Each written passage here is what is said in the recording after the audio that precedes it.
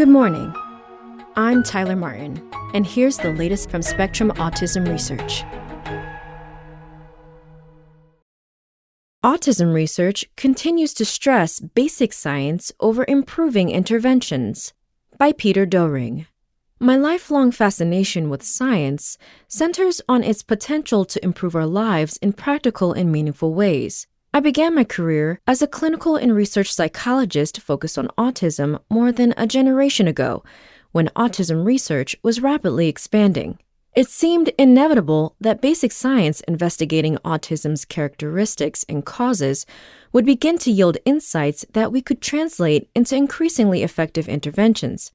I expected to witness a gradual shift from basic science towards studies of interventions that systematically targeted specific skills, behaviors, and populations. I also expected that such translational research would begin to move beyond academic centers and into the community, where investigators could demonstrate how to scale up effective practices to reach everyone living with autism, including those whose behaviors and levels of co-occurring intellectual disability put them at risk for placement outside the home. And as my own daughter with this condition approached adulthood, I hope to see more research demonstrating programs and practices that promote a better quality of life for adults with autism. Unfortunately, these kinds of shifts did not occur. The preponderance of autism research has remained centered on basic rather than applied science, according to my own research and studies by others. I've spent much of the past decade trying to understand why the arc of research hasn't bent further toward impact. Autism Research Arc. To delve into this question, I examined papers published in the Journal of Autism and Developmental Disorders, JAD, focusing on the years 1979, 1989, 1999, 2009, and 2019. My analysis appeared in a special May issue of the journal, marking 4 decades since autism debuted as a distinct diagnosis in the Diagnostic Statistical Manual of Mental Disorders, the diagnostic manual used in the United States. JAD is the only autism-focused journal spanning that history. My review of all content from the 5 selected years yielded 616 articles describing original empirical research, as opposed to review articles, case studies, letters, and commentaries. 90% were published during the last 2 years I examined, confirming the explosion in research that many of us have witnessed. In fact, more articles were published in 2019 than during the 4 previous time points combined, likely reflecting the increase in U.S. research funds after the Combating Autism Act was passed in 2006. I classified each of the 616 studies as basic or applied research. Basic research, by my definition, explored the characteristics, associated features, general trajectories, and possible causes of autism. Applied research included studies that directly tested assessment or intervention practices with clinical populations, and studies addressing factors that might influence these practices, such as disparities in access to services. I found no evidence of a shift toward applied research over time. The proportion of publications focusing on basic research remained between 58 and 60%, except in 1989 when it spiked to 80%.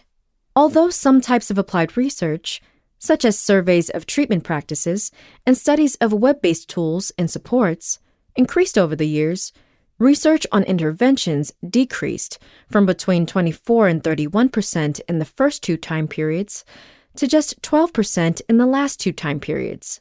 Moreover, most intervention research continues to occur in specialized university or hospital settings. Only 6% was conducted in community settings, a proportion that did not grow during the study period.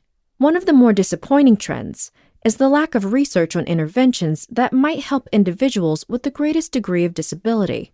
The proportion of treatment studies that included children with a severe form of autism decreased from 1991 to 2013, according to a 2018 review of the literature. This suggests that the arc of research bends away from those who may have the most to gain. Research Roadmap.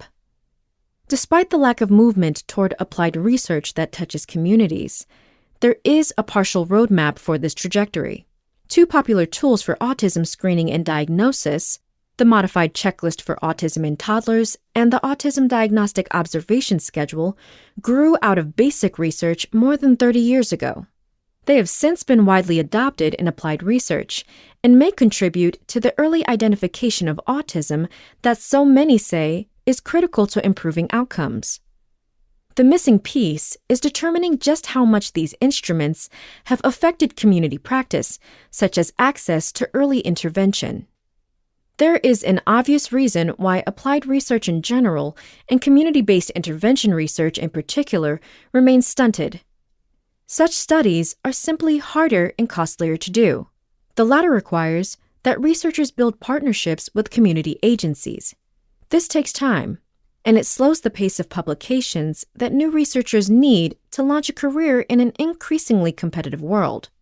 Additional investigations will be needed to better understand trends in autism research.